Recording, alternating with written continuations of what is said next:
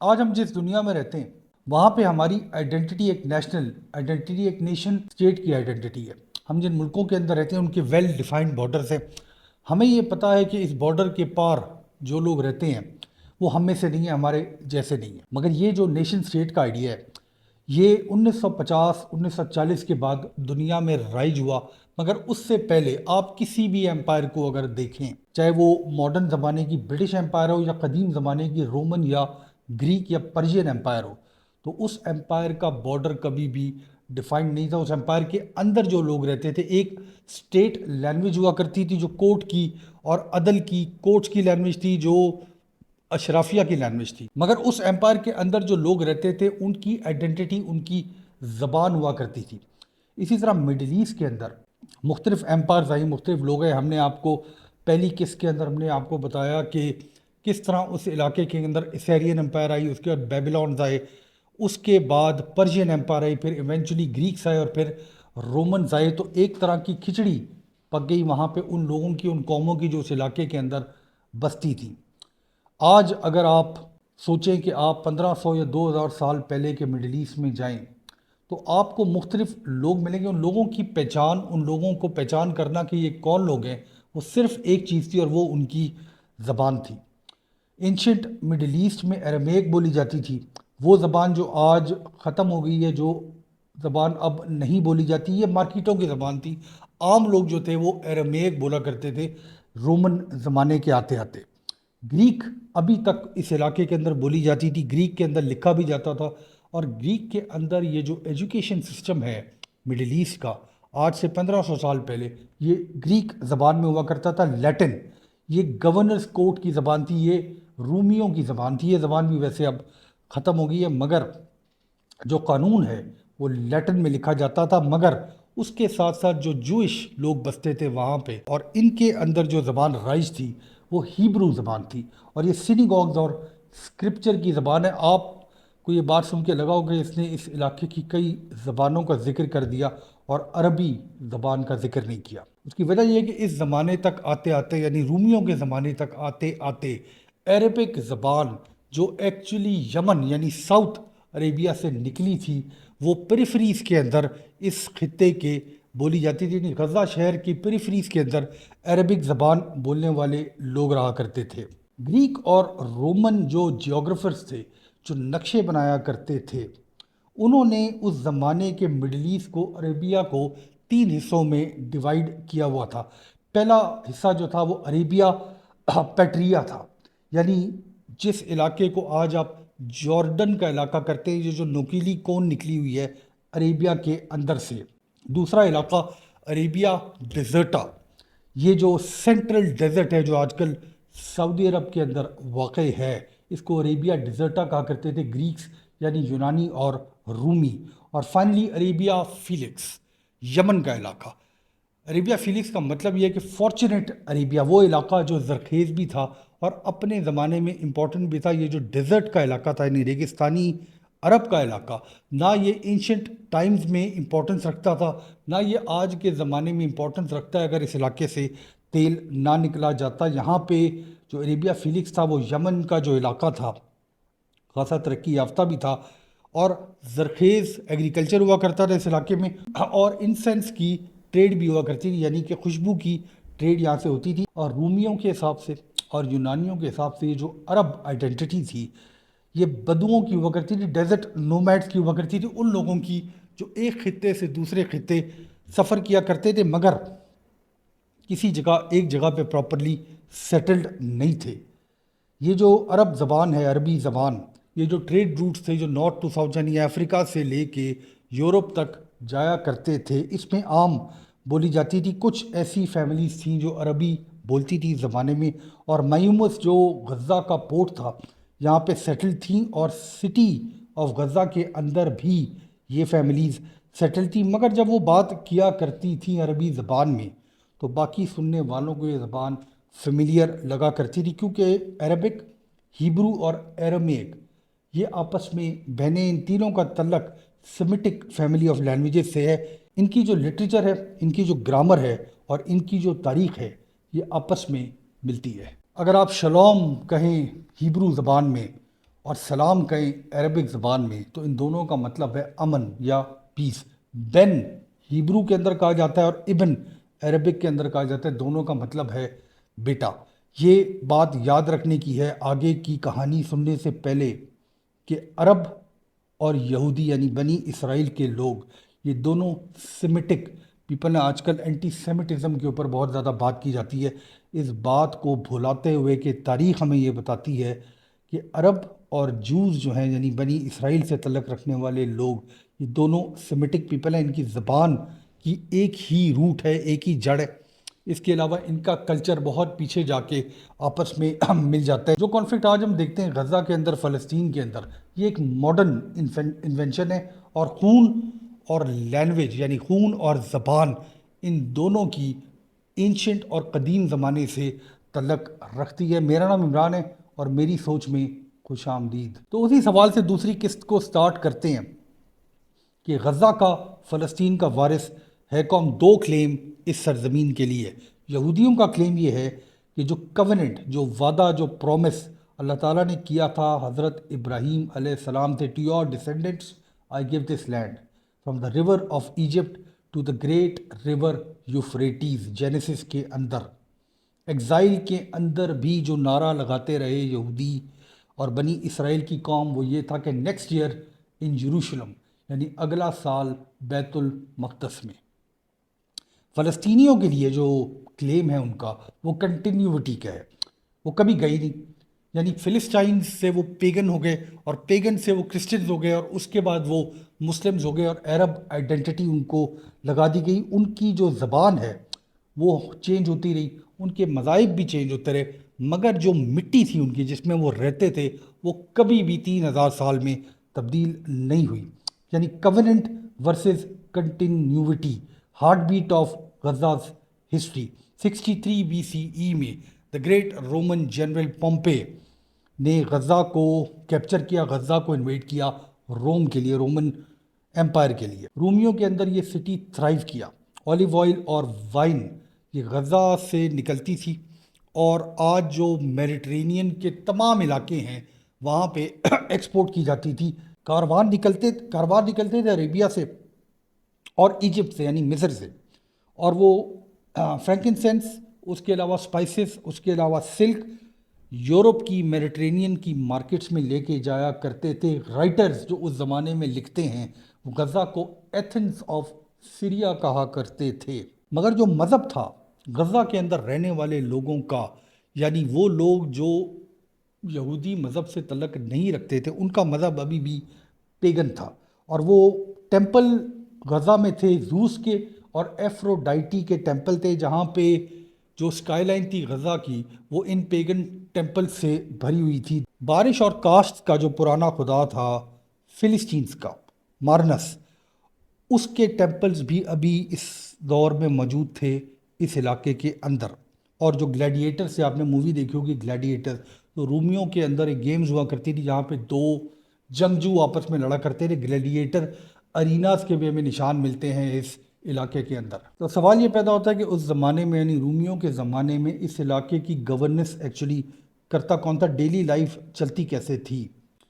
یہ کوئی Roman import نہیں تھی، یہ یروشلم سے بھی نہیں چلائی جاتی تھی، یہ غزہ کے اندر ایک اپنی بنائی ہوئی یعنی رومیوں کی اجازت سے بنائی گئی ایک سٹی کاؤنسل ہوا کرتی تھی. اس کے اندر لوکلز ہوا کرتے تھے، میجسٹریٹس ہوا کرتے تھے، وہ لوگ جو گریک زبان یا یونانی زبان بولتے تھے، جو ایلیٹ تھے اس زمانے کے، وہ مارکیٹس کو بھی چلاتے تھے، وہ روڈز کو، ٹیکسیشن کو بھی کیا کرتے تھے رومی سلطنت کے لیے.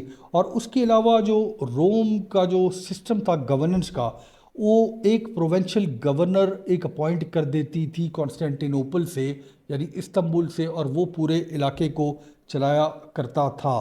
تو یہ کہنا درست ہوگا کہ تاریخ ہمیں یہ بتاتی ہے کہ غزہ کا علاقہ under Roman empire was ruled by غزنس.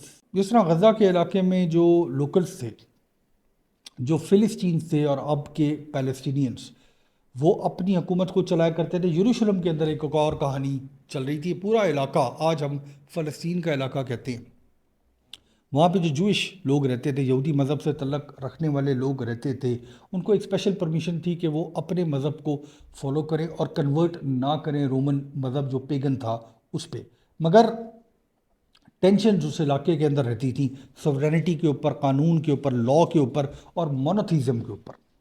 اور فائنلی بار کاکوبا کا جو ریولٹ ہوا 132 ٹو 135 سی ای میں، تو ایمپرر ہیڈرین نے اس کو بری طرح کرش کیا. اور فائنلی یہ علاقہ جو گریکس کے اندر جوڈیا کا علاقہ کہلایا کرتا تھا، تو 135 سی ای تک آتے آتے اس کا نام رومیوں نے تبدیل کر کے سیریا پیلسٹینیا رکھ دیا اور جوز کو یروشلم کے علاقے سے نکال بار کیا. تو رومیوں کے اندر ہمیں کہانی بڑی انٹرسٹنگ ملتی ہے. وہ یہ ہے کہ دو قومیں جو اس علاقے کے اندر رہتی تھی، ایک قوم یروشلم میں رہتی تھی، ایک قوم غزہ کے اندر رہتی تھی. بالکل ڈفرینٹ ایکسپیرینس دونوں کا. جوئش قوم کا جو ایکسپیرینس تھا وہ یہ تھا کہ کولیجن ود دی ایمپائر، اور جو غزن تھے، جو پیلسٹینین اس علاقے کے اندر رہتے تھے، ان کا مسئلہ یہ تھا کہ اپنے سیوک حالات کو کیسے چلایا جائے، اپنی ٹریڈ کو کیسے بڑھایا جائے. وہ پیگن تھے اس زمانے کے اندر، اور وہ بظاہر ایسے لگتا تھا کہ وہ رومیوں کے مذہب کو فالو کرتے ہیں، مگر ان کے اوپر انتہائی زیادہ ٹیکسیشن کی جاتی تھی. مگر اب آنے والا تھا ریولوشن آف فیتھ. یہ جو خطہ ہے مڈل ایسٹ کا، اس کو پیغمبروں کی سرزمین کہا جاتا ہے. کرسچینٹی میں بتاتی ہے کہ جیزس آف نیزرت، حضرت عیسیٰ علیہ السلام بیتھ لہم میں پیدا ہوئے فلسطین کے اندر، اور گیلیلی کے اندر انہوں نے پریچ کیا اور ان کو یروشلم میں کروسیفائی کیا گیا. لائکلی یہ بات ہے کہ حضرت عیسیٰ علیہ السلام، جیزس آف نیزرت نے کبھی غزہ کا چکر نہیں لگایا، کبھی اس کی گلیوں میں واک نہیں کی. مگر غزہ میں جو لوگ رہتے تھے وہ انہی رولرز کے انڈر راج کرتے تھے جنہوں نے حضرت عیسیٰ علیہ السلام کو جج کیا. پونٹس پائلٹ، ہیروڈ اینٹیپاس اور ہیروڈ اگریپا، یہ وہ لوگ ہیں، یہ وہ نام ہے جو اس زمانے میں حکومت کیا کرتے تھے اس خطے کے اوپر. جب یہ کرسچینٹی آئی مڈل ایسٹ کے اندر، تو شروع میں روم نے یہ جو نئے کرسچنز تھے ان کے خلاف انتہائی زیادہ ظلم کیا. انفیکٹ 64 سی ای کے اندر جو ایمپرر نیرو تھا، جس کو ویسے تھوڑا سا پاگل بھی قرار دیتی ہے تاریخ، اس نے کرسچنز کو زندہ بھی جلایا. ڈی سی ایس ایمپرر کے نیچے ان کو جو سیکریفائز کیا جاتا تھا، یعنی ہیومن سیکریفائز کی جاتی تھی کرسچنز کی، ان کو شیر کے آگے ڈال دیا جاتا تھا. ایمپرر ڈائیولیٹین کے نیچے چرچز کو جو بنائی جاتی تھی اس زمانے میں، اگر آپ خیال کرتے ہیں کہ کوئی بڑی بڑی چرچز تھیں، نہیں، چھوٹے چھوٹے علاقوں کے اندر، چھوٹے چھوٹے گھروں کے اندر چرچ بنائی جاتی تھی، ان کو ڈسٹرائے کیا جاتا تھا. جو اسکرپچر تھا، جو ہولی اسکرپچر تھا کرسچنز کا، اس کو تباہ کر دیا جاتا تھا، ان کو جلا دیا جاتا تھا. 300 سال Christians were the hunted sect in this area. یہاں پہ آپ یہ ضرور پوچھیں گے کہ ہم نے اچانک فلسطینیوں کی اور بنی اسرائیل یعنی یہودیوں کے درمیان کرسچنز کی بات کرنا کیوں شروع کر دی؟ کیونکہ آگے کی جو سٹوری ہے اس کے اندر یہ انتہائی امپورٹنٹ مومنٹ ہے جب آئیڈینٹی زبان سے تبدیل ہو کے فیتھ پہ جا رہی تھی. 313 سی ای وہ ٹائم جب روم کرسچن ہو گیا، یعنی ایمپرر کانسٹنٹین ایڈکٹ آف ملان کے ذریعے انہوں نے اعلان یہ کیا کہ اب جو اسٹیٹ ریلیجن ہے رومن ایمپائر کی وہ کرسچینٹی ہوگی. 380 سی ای تک تھیوڈوسس ون نے اس کو اسٹیٹ ریلیجن بنا دیا، اور 395 کے اندر غزہ کے علاقے کو کانسٹینٹینوپل، وہ شہر جس کو آج آپ استنبول کہتے ہیں، یہ ایمپرر کانسٹنٹین کے نام پہ اس کا نام رکھا گیا تھا. اور یہ ایسٹرن رومن ایمپائر جس کو آپ بیزنٹیم بھی کہتے ہیں اس کا حصہ تھا.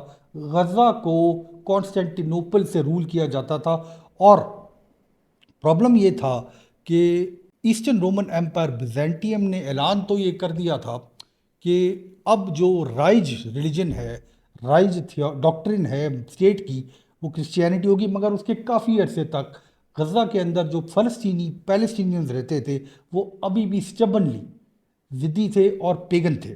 جو پورٹ تھا غزہ کا، مایومس، وہ بہت جلدی اس نے کرسچینٹی کو اس علاقے میں جو لوگ رہتے تھے اس کو قبول کر دیا. اور فائنلی اتنا خوش ہوا ایمپرر کانسٹنٹین کہ اس نے اس پورٹ کا نام کانسٹنٹینیا رکھ دیا. یعنی وہ اس علاقے سے اتنا زیادہ خوش تھا. تو دو ہمسائے، ایک غزہ اور ایک اس کے ساتھ پورٹ، وہاں پہ دو رائیولریز چل رہی تھیں. وہ لوگ جو سیوک ریولری کرتے تھے دونوں شہروں کے بیچ میں، اور جو مائمس پورٹ تھا اس کے لوگوں کو اب ریلیجس ایج حاصل ہو گئی تھی۔ جب ہم تاریخ کو پڑھتے ہیں، ہم غزہ کی کہانی کو پڑھتے ہیں، تو ایک ریزسٹنس کی، ایک سٹبنس کی کہانی ہے۔ وہ لوگ جن کے اوپر کئی صدیوں سے مختلف امپائر آتی تھیں، اپنی ڈاکٹرن کو ان کے اوپر تھاپنے کی کوشش کرتی تھیں۔ جو ڈیسائسو ٹائم آیا کرسچینٹی کے اندر، رومن کرسچن امپائر کے اندر، وہ تب آیا جب بشپ پوفری، جو کہ غزہ کا اور اس فلسطین کے علاقے کا بشپ قرار جس کو دیا تھا 395 to 420 CE، اس نے ایمپریس ایلیا ایوڈوکسیا کو پٹیشن کیا، اور اس نے یہ پٹیشن کیا کہ غزہ میں جو لوگ رہتے ہیں یہ کرسچینٹی پہ کنورٹ نہیں کر رہے، اور ان لوگوں کا کوئی حل کرنا چاہیے، ان کے ٹیمپلز کا کوئی حل کرنا چاہیے۔ ایونچولی جب ایڈکٹ آیا، جب حکم آیا ایمپریس کی طرف سے، تو غزہ کے تمام پیگن ٹیمپلز کو تباہ کر دیا گیا۔ وہاں پہ ایک بہت بڑا میسو ٹیمپل ہوا کرتا تھا، ٹیمپل آف مرناس، اس کو بالکل توڑ دیا گیا، اس کی اینٹ سے اینٹ جس کو کہتے ہیں بجا دی گئی، اور اس کی جگہ پہ ایک چرچ بنا دی گئی۔ 5ویں صدی تک آتے آتے جو غزہ کے لوکل لوگ تھے، اب وہ کلیئرلی ان کو رومن سلطنت کے اندر پیلسٹینینز کہا جاتا تھا۔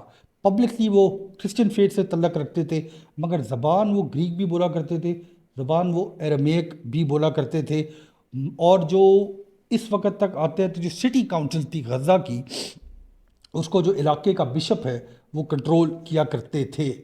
مگر دوسری طرف، کیونکہ کہانی پیرلل ہم اس چلا رہے ہیں، جو جوش لوگ تھے، جو یہودی لوگ بستے تھے اس علاقے میں، بیزنٹیم کا ٹائم، اسپیشلی کرسچن بیزنٹیم کا ٹائم بہت ہی زیادہ سخت تھا۔ ایک پریچر تھا اس زمانے میں جس کا نام تھا جان کرائسوسٹم، اس نے سینیگوگز جو تھے، جوئش ٹیمپلز جو تھے، ان کو ڈین آف رابرز قرار دے دیا۔ اس نے یہ کہا کہ یہاں پہ شیطان بستے ہیں، یہ ڈویلنگز آف ڈیمنز ہے۔ لیگل ریسٹرکشنز ان ٹیمپلز کے اوپر لوگوں کے اوپر ان ٹیمپلز پہ جانے کے خلاف لگائیں گی۔ یروشلم ابھی بھی under the Christian Roman empire بین تھا جوز کے لیے۔ انفیکٹ انتہائی زیادہ انٹرسٹنگ بات یہ ہے کہ ہمیں آرکیولوجی بتاتی ہے کہ جو غزہ کا پورٹ تھا میومس، وہاں پہ ایک سینیگوگ کے اندر ایک موزیک پریزرو تھا تقریباً 509 CE تک، جہاں پہ حضرت داؤد علیہ السلام، کنگ ڈیوڈ کو ڈپکٹ کیا گیا تھا، دکھایا گیا تھا۔ ایک پروف یہ تھا کہ اسی علاقے کے اندر فلسطینی بھی بستے تھے، اور اسی علاقے کے اندر یہودی بھی بستے تھے، انہی سڑکوں پہ واک کیا کرتے تھے، انہی لوگوں کے درمیان گھلتے ملتے تھے، اور ان تمام چیزوں کے اوپر، اس کمپلیکسٹی کے اوپر ایک بہت بڑی امپائر تھی جو کہ کرسچن تھی، جس کا نام تھا رومن امپائر۔ وہ لوگ جو تاریخ پڑھتے ہیں وہ کئی دفعہ یہ سوچتے ہوں گے کہ یہ جو مڈل ایسٹ کا علاقہ ہے، ویسے مڈل ایسٹ اس کا صحیح نام نہیں ہے، انگریزوں نے یعنی یورپین لوگوں نے اس کو مڈل ایسٹ کہا تھا، مگر یہ واقعی مڈل ارتھ کا علاقہ ہے۔ وہ امپائرز جو ایشیا میں طاقتور تھیں اور جو امپائر یورپ میں طاقتور تھیں، وہ ہمیشہ اس ایریا کو اپنا بیٹل گراؤنڈ بنایا کرتی تھی۔ اور اب وہ جنگ ہونے جا رہی تھی، جو جنگ ویسٹرن لٹریچر کے اندر، ویسٹرن سیکرڈ ٹیکسٹ کے اندر، اور ایسٹرن لٹریچر کے اندر، اور ایسٹرن اسکرپچر کے اندر جس جنگ کا ذکر ہے، اور وہ جنگ تھی پرجیا اور رومن امپائر کی۔ 614 CE Khosrow the second of Persia, یروشلم کو انویڈ کر دیا گیا۔ جو اس علاقے میں رہنے والے یہودی تھے، یعنی جوز تھے، جو ظلم کا شکار تھے بیزنٹیم یا رومن امپائر کے نیچے، انہوں نے اس انویژن کو ویلکم کیا۔ انفیکٹ تاریخ ہمیں یہ بتاتی ہے کہ ان لوگوں نے ایکچولی پرجیا کا یعنی خسرو کا ساتھ دیا، اور شاید ان کا آئیڈیا یہ تھا کہ ہمیں ریلیف مل جائے بیزنٹیم پریشر سے۔ اور ایک انتہائی انٹرسٹنگ ٹینجنٹ یہ کہ اس زمانے میں یروشلم کے اندر ایک انتہائی سیکرٹ کرسچن ریلک تھا، جس کو ٹرو کراس کہتے ہیں، یعنی کرسچن یہ بلیو کرتے تھے کہ یہ وہ صلیب تھی جس پہ ایکچولی حضرت عیسیٰ علیہ السلام کو چڑھایا گیا تھا۔ ریلک جو ہے یہ یروشلم میں موجود تھا، اس ریلک کو اٹھا کے پرجیا لے جایا گیا۔ یہ جو جنگ ہے اس کا ذکر ہمیں کتابوں میں بھی ملتا ہے اور اسکرپچر کے اندر بھی ملتا ہے، بلکہ سورہ روم قرآن شریف کے اندر اسی جنگ کے بارے میں فائنلی 628 to 630 CE ہیراکلیس بہت مشہور رومن جنرل اور ایونچولی رومن ایمپرر. اس نے پرجیا کی پاور کو کرش کر دیا اور وہ یہ جو ٹرو کراس تھا اس کو پرجیا سے اٹھا کے واپس ہولی لینڈ میں لے کر آ گیا. مگر ہیراکلیس نے یہ جو جوئش ٹرائبس تھیں جنہوں نے ساتھ دیا تھا پرجیا کا، ان کے اوپر مرسیلیسلی اٹیک کیا اور ان کے خلاف بہت ہی زیادہ پرسیکیوشن کی. اس تمام کہانی کے اندر جو ایک پیگن رومن امپائر سے شروع ہوئی اور پھر ایک کرسچن رومن امپائر اور پھر ایک پرشین امپائر پہ ختم ہوئی. غزہ بیٹرڈ مگر پھر بھی زندہ، ایک کرسچن سٹی یہاں تک آتے آتے جس کی حکومت کانسٹینٹینوپل سے چلائی جاتی تھی. ڈیلی لائف اسی طرح چلتی تھی، لوکل ایلیٹس ڈیلی لائف چلایا کرتے تھے.